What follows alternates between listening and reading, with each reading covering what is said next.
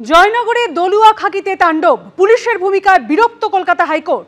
সরকার বদলালেও একই থাকে পুলিশ, এদের নিয়েই কাজ করতে হয়। জয়নগরে দলুয়া খাকির ঘটনায় মন্তব্য বিচারপতি তীর্থঙ্কর ঘোষের। 2 বছর পার, 14 অভিযুক্তের মধ্যে মাত্র 2 জন গ্রেপ্তার। 12 অভিযুক্তকে খোঁজার দায়িত্ব সিআইডিকে দিল কলকাতা হাইকোর্ট। বাড়ি জ্বালিয়ে দেওয়া হয়েছে, রাজনৈতিক রং দেখলে হবে না। জয়নগরে তাণ্ডবের মামলায় কড়া বার্তা বিচারপতি তীর্থঙ্কর ঘোষের। 45 দিন সময় দিন, সবাইকে খুঁজে আনবো। আবেদন সরকারি আইনজীবী। এই ভোকাল টনিক তদন্তকারী অফিসারকে দিন।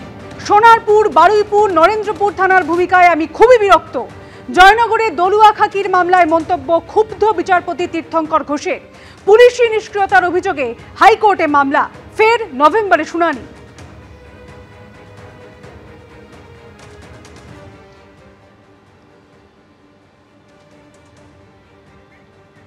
23 সালে জয়নগর থানার অন্তর্গত দলুয়াখাকি গ্রামে একটা গোটা গ্রাম তৃণমূল কংগ্রেসের নেতাদের এবং দুষ্কৃতীদের তারা সেখানে দাঁড়িয়ে থেকে এবং পুলিশের উপস্থিতিতে গোটা একটা গ্রাম আগুন ধরিয়ে দেওয়া হয়, তাদের বাড়ি জ্বালিয়ে দেওয়া হয়, তাদেরকে গ্রাম ছাড়া করা হয়, মারধর করা হয়, অ্যাটেম্প টু মার্ডার হয়।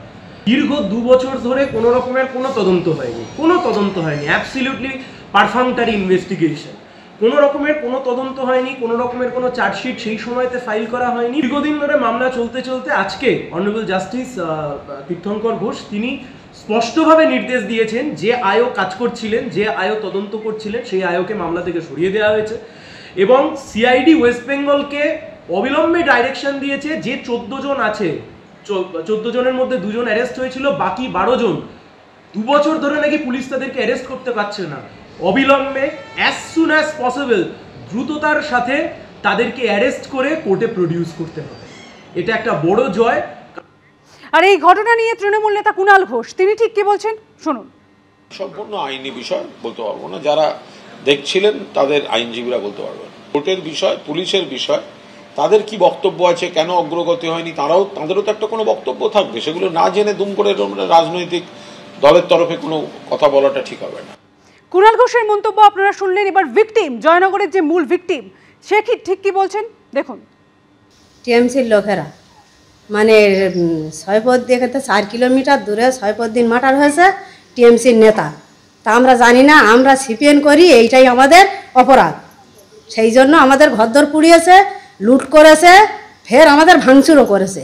আদালত সিআইডিকে তদন্তভার দিয়েছে এই ঘটনায়, কি আশা করছেন? আশা করছি আমরা যেন সঠিক বিচার পাই। আসছে পরের খবরে। বেটিং অ্যাপ মামলায় এবার ইডির জিজ্ঞাসাবাদের মুখে অভিনেতা অঙ্কুশ হাজরা। প্রায় 9 ঘন্টা ধরে তাকে ম্যারাথন জিজ্ঞাসাবাদ করলেন ইডির অফিসাররা। আর এদিন তলব করা হলেও আসেননি অভিনেত্রী উর্বশী রাউতেলা।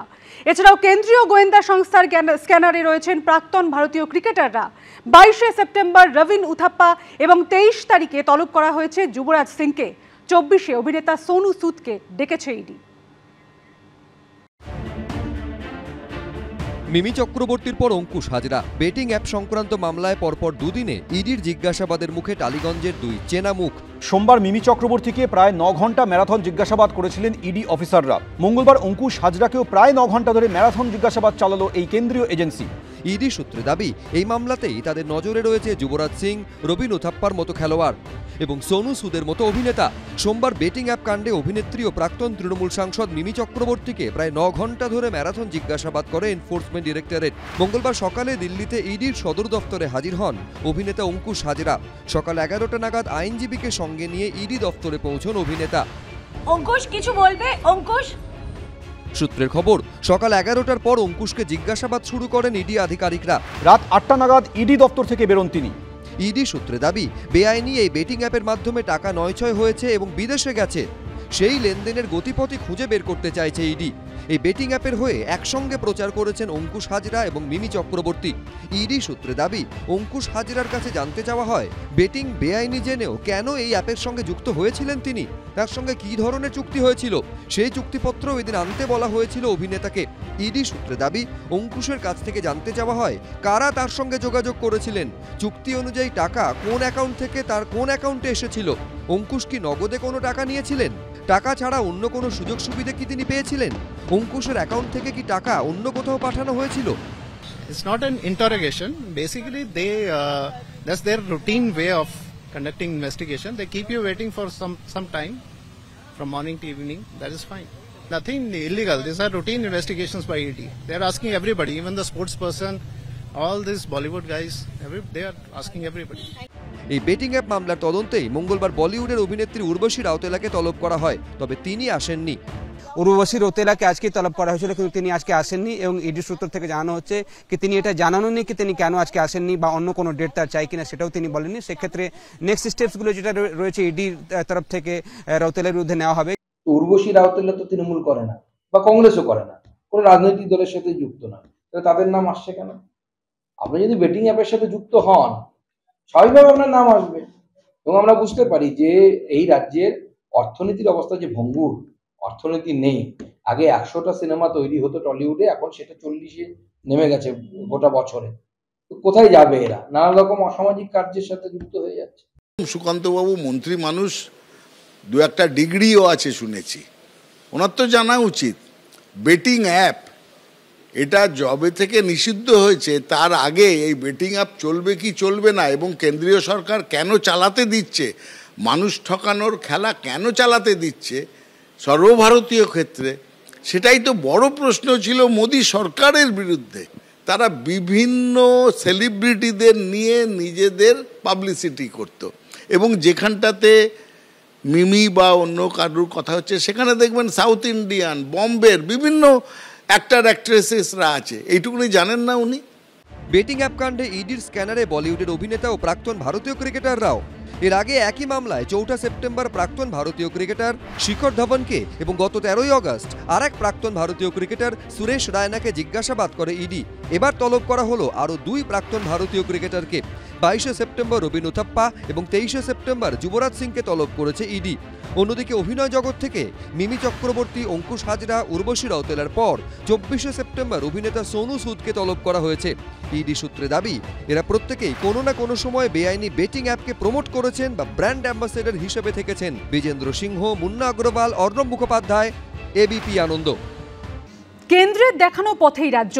পুজোর আগেই সরকারি কর্মীদের বেতন, পুজোর আগেই রাজ্য সরকারি কর্মীদের বেতন, অবসরপ্রাপ্তদের পেনশন, লক্ষ্মীর ভাণ্ডার সহ সরকারি প্রকল্পের টাকা অ্যাকাউন্টে ঢুকবে 24-25 সেপ্টেম্বর। 26 সেপ্টেম্বর থেকে 7 অক্টোবর পর্যন্ত ছুটির জন্য পুজোর আগেই বেতনের ঘোষণা।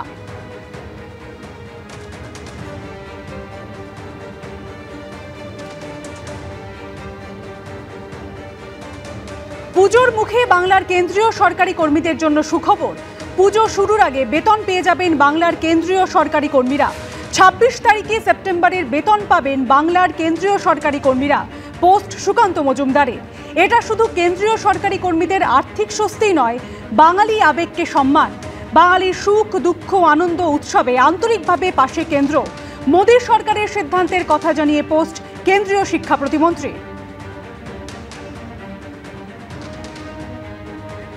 সকালে আমি টুইট করেছিলাম যে কেন্দ্র সরকার সিদ্ধান্ত নিয়েছে যে বাংলার যারা কেন্দ্র সরকারি কর্মচারী তাদের মাইনে বা স্যালারি 26 তারিখে মিটিয়ে দেওয়া হবে।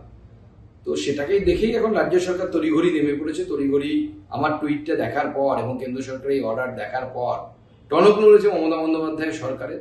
কেন্দ্রের পথেই হাঁটছে, কেন্দ্র দেখানো পথেই হাঁটছে। আমরা পার্টির তরফ থেকে নরেন্দ্র কাপ করেছিলাম, ওরা বিবেকানন্দ কাপ করছে।